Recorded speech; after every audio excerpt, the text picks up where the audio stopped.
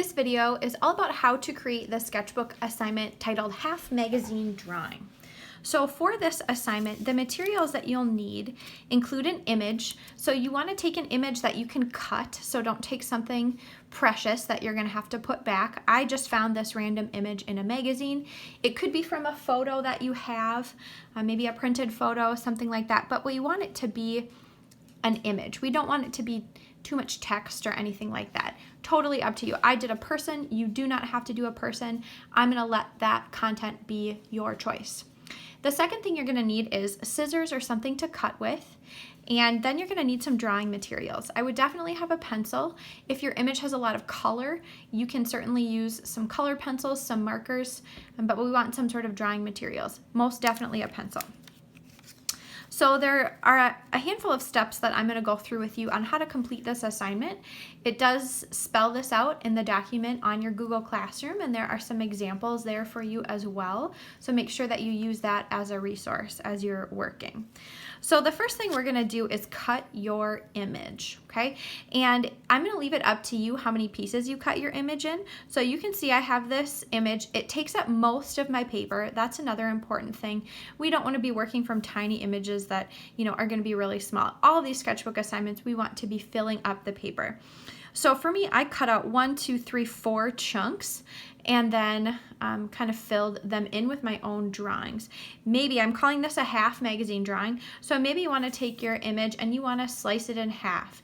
And one half you glue down, the other half you draw. It's up to you. I wanted to challenge myself a little bit. So instead of just cutting my image in half, I cut out 4 chunks. Now to go along with that, we don't want to take our image and just cut out like one tiny little chunk, okay? We want, if you're cutting out several pieces like I did, you want to make sure it's equivalent to about half of your image. If you're only drawing one tiny little piece, you're not really developing your skills and you're not fulfilling the assignment. So we want to make sure that we are saving the pieces. So you can see here, I have my pieces. Once you're done with your drawing, you don't necessarily have to hang on to them. I did just so I could use them as an example for you. But I have all of the pieces that I cut out here, okay? The second thing that we're gonna do is glue our image down. So depending on how, what kind of materials you have, a glue stick, Elmer's glue would work great with this. You can also tape it if you don't have access to those things, or worst comes to worst, if you don't have any sort of adhesive like glue or tape, you can certainly just put your image down. And then when we get back to the classroom or when you do have those materials, you can glue it. The third step that we're gonna do, once we've cut our image apart, we've glued it, then we're gonna draw. Okay, so if you can imagine when I had this glued in, these 4 boxes were empty. Now, this exercise is an exercise in observation. Very, very important there, in observation. So focusing on this square, here is, I'll set it here so that you can see it really clearly. Here's the square that I cut out of here, and here is the square that I drew. Now, obviously, I've done this a lot. I'm pretty good. One of my skills is being able to draw realistically, so I don't want you to compare yours to mine, okay? You're doing the best that you can, but what you're gonna do is you're gonna observe, okay, what do I see in this image, and you're going to try your best to recreate over there. Okay, now obviously you're going to be doing this in pencil. We don't want to start with a permanent material. For me, my image was colored, but I just chose to use drawing pencils because I wanted my image to look, or my drawings to look a little different than my image. So if your image is colored like mine is, that doesn't necessarily mean that your drawing has to be colored. Okay, but you're going to do your best to try to recreate. One tip that I like to do is I like to pretend that there is a vertical line and a horizontal line through my image. Maybe you even want to draw that on there. And then I'll do the same thing here.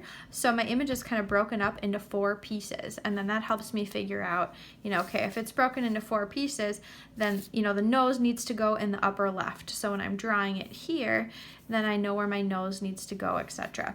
It's kind of nice when you're working this way too, because you can kind of set it on top. We're not doing any sort of tracing, but you can set it on top and kind of help it compare. Like I could kind of put this down, maybe put my finger down and say, oh, okay, that nose is in the right spot. Up to you how you do this. But we're working on observation. So we are trying to draw what we see in here. Okay, so you can see kind of how I did that there. Now, once you draw everything, and you can see if we focus on the eye, I drew the lines of where I thought the eye should be. I kind of drew some lines within the hair, the outline of the hair, you know, the creases in the eye. And then you want to shade or color. Okay, so I wrote color down here, but for me, I didn't use any color, I just shaded. So with my pencil in the areas that are shadows, so if we look in the crease of her eye right here, that area is a lot darker than the front part of her eyelid. So when I was shading, I just pressed harder with my pencil. So I'm constantly looking back and forth from my image to my paper and trying to recreate what I can see. Okay, we're working on trying to draw a little realistically here. This is going to be a challenging one for a lot of you, so try not to get frustrated. And don't worry if yours doesn't turn out perfect, okay? The last step is just having an optimistic attitude. So working on doing your best, okay? Like I said, this might not be your most successful one, or maybe you're gonna find that you have a lot of success. You might surprise yourself. But this is a great exercise in getting better at drawing, especially from observation. Good luck.